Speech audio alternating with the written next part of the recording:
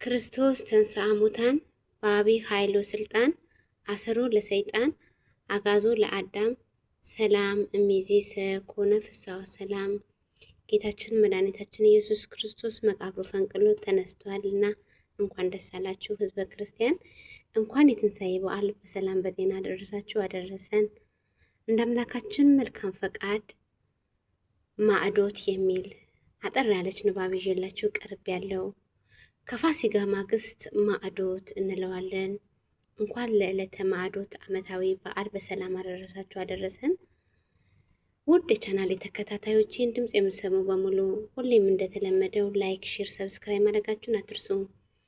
የትንሣኤ ሰኞ ስያሜው ማዕዶት እንለዋለን። በቤተ ክርስቲያናችን ማዕዶት ማለት አደወ ተሻገረ ከሚል የግዕዝ ግስ የተወሰነ ሲሆን በጥሬው ማሻገር ማለት ነው። ይህም በደመ ክርስቶስ ተቀድሰን በትንሣኤው ደህንነት ተደርጎልን መከራ መርገሙን የኃጢአትን ባህሪ አዳም ባህሪ እሳትን ማሻገራችንን ያመለክታል። አደም ባህረ እሳትን መሻገራችንን ያመለክታል።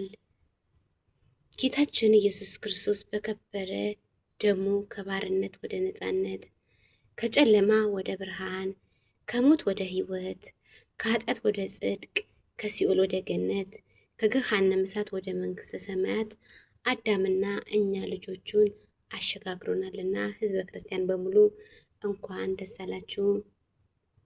አባታችን አዳም ልጆቹ ከሲኦል የወጡትንም በዕለተ ዓርብ በሰርክ ቢሆንም ቅድስት ቤተ ክርስቲያናችን በዚህ ዕለት እንዲታሰብ ታዛለች።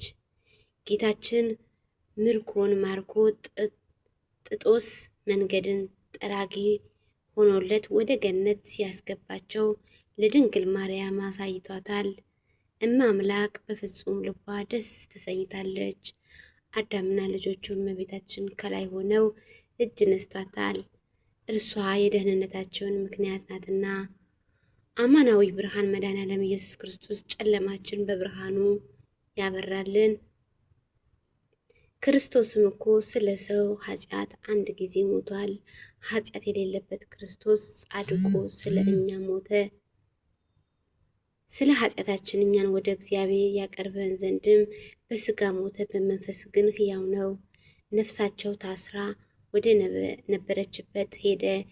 ቀድሞም ክደውት ለነበረው ነፃነት ሰበከላቸው። ይህንንም ከመጽሐፍ ቅዱስ ማስረጃ አንደኛ ጴጥሮስ ምዕራፍ 3 ቁጥር 18 እናገኘዋለን። ሕዝበ ክርስቲያን በሙሉ እያንዳንዳችን ሁላችንም ልብ ብለን ከተመለከትን እችን አጭር ጽሑፍ ትልቅ ትምህርት ትሰጠናለች። በዕለተ ትንሣኤ ማድረግ የተከለከለ ነገር ደግሞ በዕለተ ትንሣኤ የንስሐ ለቅሶ ማድረግ አይገባምና እሱ ምን እንለዋለን?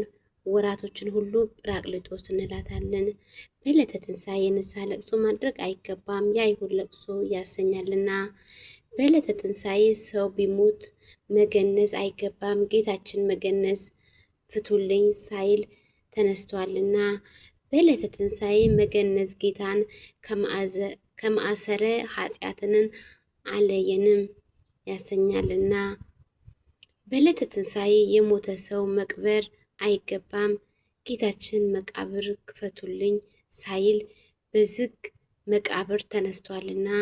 በዚህ ዕለት መቃብር ሙስና መቃብር አልተሻረም፣ ትንሣኤ አልተሰጠም እንደማለት ያሰኛልና። በዕለተ እሑድ ግንዘት ማድረግ በፋሲካ ቀንም ማልቀስ አይገባም። ፍትሐ ነገሥት አንቀጽ 18 ከቁጥር 601 ማንንም ደጋግሞ በመውደቅ አይዘን፣ ይቅርታ ክርስቶስ ከመቃብር ተነስቷልና። ሕዝበ ክርስቲያን በሙሉ እንኳን ደስ አላችሁ ይለናል ቅዱስ ዮሐንስ አፈወርቅ። ትንሣኤያችን ትንሣኤው አያድርግልን። መድኃኔዓለም ኢየሱስ ክርስቶስ ትንሣኤው እንዳሳየን ዕርገቱንም በሰላም ያደርሰን። እስከ መጨረሻ አዳምጣችሁ ላይክ፣ ሼር፣ ሰብስክራይብ እንደምታደርጉልኝ ተስፋ አደርጋለሁ። ወስብሐት ለእግዚአብሔር ወለወላዲቱ ድንግል ወለመስቀሉ ክብር። ይቆየን።